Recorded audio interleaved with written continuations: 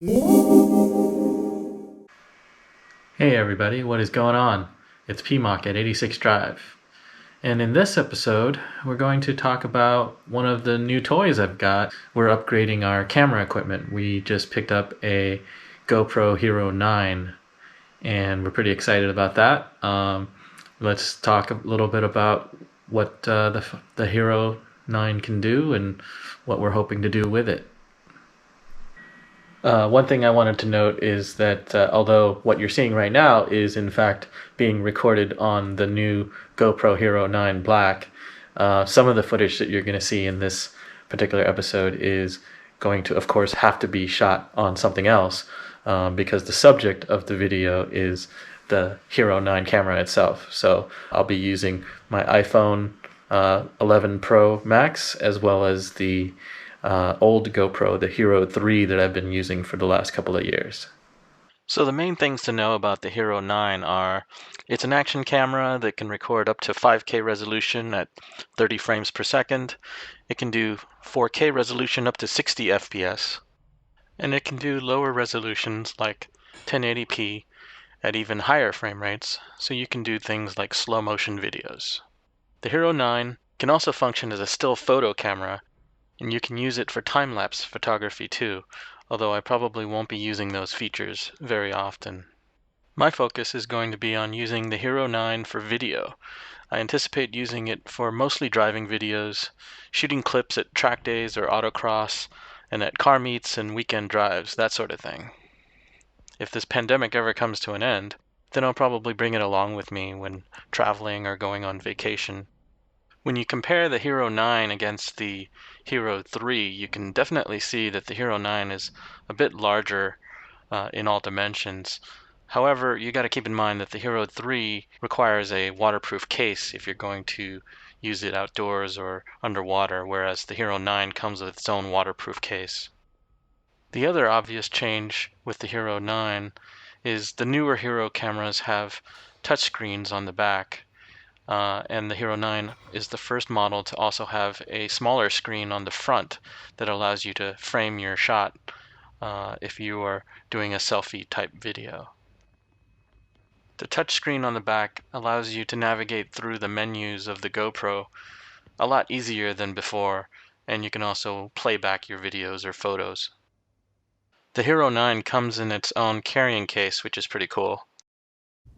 And here's what it looks like when you unzip the case. Now, I had ordered the special bundle from GoPro so that the camera comes along with a few accessories. You've got this hand grip, and they provide an extra battery, and then you've also got this magnetic mount that swivels and also has a clamp on it. You basically get these extra accessories for $50 more, so if you bought all of these accessories separately, it would cost $70, so you're saving a little bit of money by buying this bundle. I figured it was worth it. Although some people might say you should just buy the extra charger and extra battery separately, and that is also good advice because I think you're always going to need an extra battery for the GoPro. With the Hero 3, I had to get a set of about 4 extra batteries just because the batteries died so quickly, and in order to get through a full day I needed that many. But so far it's been looking good with the Hero 9.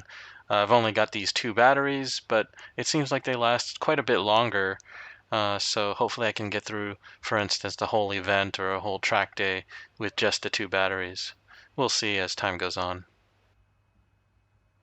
Alright, let's just do some video clips as samples. So we're walking around the house, seeing how smooth the footage is. Look outside. Nice warm day to be chilling in the backyard.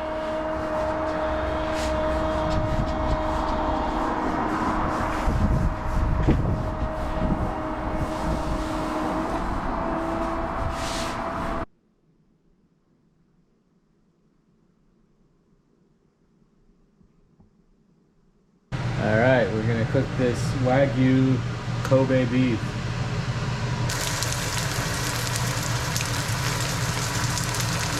lasts like 30 seconds.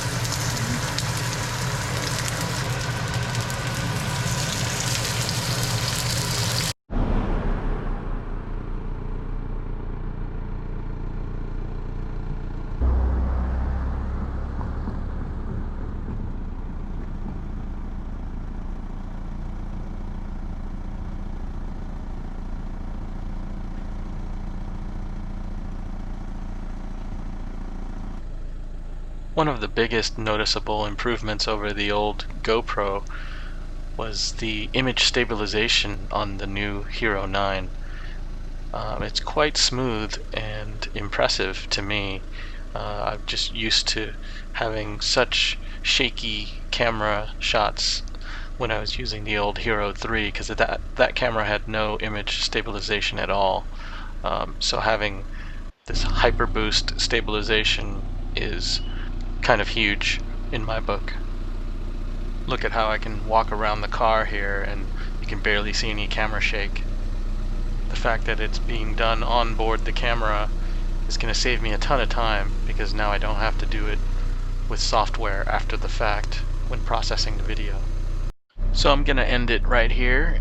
I want to take a little more time to play around with the camera, use it for various things, and we'll come back in a future episode to give a little more of a proper review and my thoughts on this camera. Until next time, thanks for watching. Stay safe, stay healthy, take care.